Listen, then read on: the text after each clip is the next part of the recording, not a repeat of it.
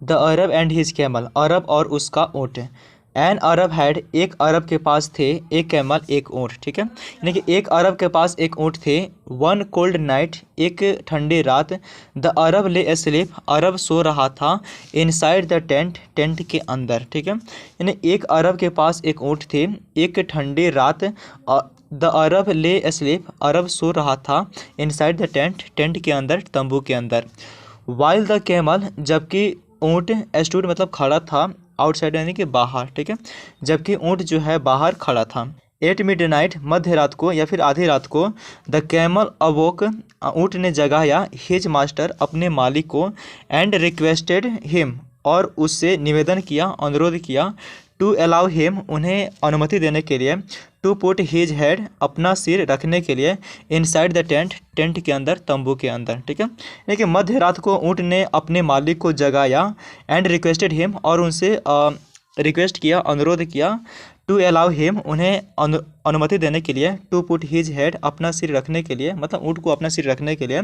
Inside the tent, tent के अंदर। As, क्योंकि। It was bitter cold, bitter cold का मतलब होता है कड़ाके की ठंडी, ठीक है, मतलब बहुत ज़्यादा ठंडी। सो क्योंकि इट वाज बिटर कोल्ड, कड़ाके की ठंडी थी। आउटसाइड, बाहर, ठीक है, क्योंकि बाहर जो है कड़ाके की ठंडी थी। द अरब अलाउड, ठीक है, अरब ने अनुमति दे दिया। हिम, उसे। टू डू सो, ऐसा करने के लिए, ठीक है। अरब ने उसे अनुमति दे दिया ऐसा करने के लिए। आफ्टर ए वाइल, थोड़ी देर के बाद। द कैमल आस्क्ड, कैमल ने पूछा अरब से। इफ़ ही माइट पुट, क्या वह रख सकता है। हिज नेक, अपनी गर्दन। इनसाइड द टेंट, टेंट के अंदर, ठीक है। देखिए थोड़ी देर के बाद ऊँट जो है अरब से पूछा। इफ़ ही माइट पुट, क्या वह रख सकता है अपनी गर्दन। इनसाइड द टेंट, टेंट के अंदर। The Arab did not object, ठीक है, अरब ने डिड नॉट ऑब्जेक्ट, आपत्ति नहीं जताई। टू डू इट, यह करने के लिए, ठीक है। लेकिन अरब ने यह करने के लिए कोई आपत्ति नहीं जताई। सुन आफ्टर, इसके तुरंत बाद। द कैमल रिक्वेस्टेड, ऊँट ने अनुरोध किया। हिम अगैन, उनसे फिर, ठीक है। इसके तुरंत बाद ऊँट ने उनसे फिर रिक्वेस्ट किया, अनुरोध किया। टू अलाउ हिम, उसे अनुमति देने के लिए। टू ब्रिंग, लाने के लिए। हिज लेग इनसाइड, अंदर अपने पैर, ठीक है। यानी कि अंदर अपने पैर को लाने के लिए उसे अनुमति के लिए फिर से ऊँट ने क्या किया, अपने मालिक से अनुरोध किया। द अरब एग्रीड, अरब सहमत हो गया। नाउ द कैमल, अब ऊँट स्टूड, खड़ा था। कम्प्लीटली, पूरी तरह से।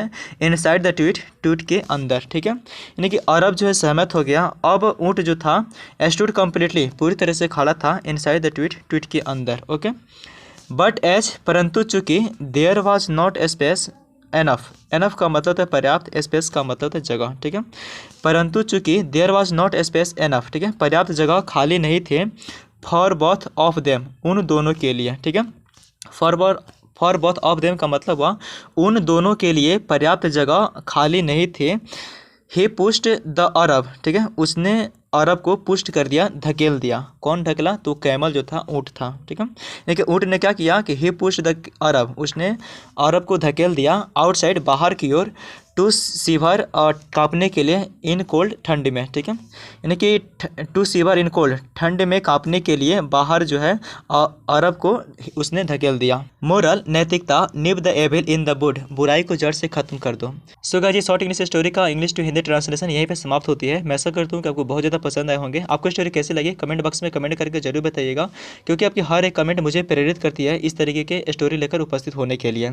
और मुझे उम्मीद है कि डेली इस प्रकार के स्टोरी की प्रैक्टिस से, अध्ययन से आप अंग्रेजी बोलना सीख सकते हैं, अपने कम्युनिकेशन स्किल्स में इंप्रूव ला सकते हैं। ओके, मिलते हैं इससे किसी शानदार स्टोरी के साथ। तब तक रखिए अपना ख्याल, बहुत सारा प्यार, धन्यवाद, थैंक यू सो मच।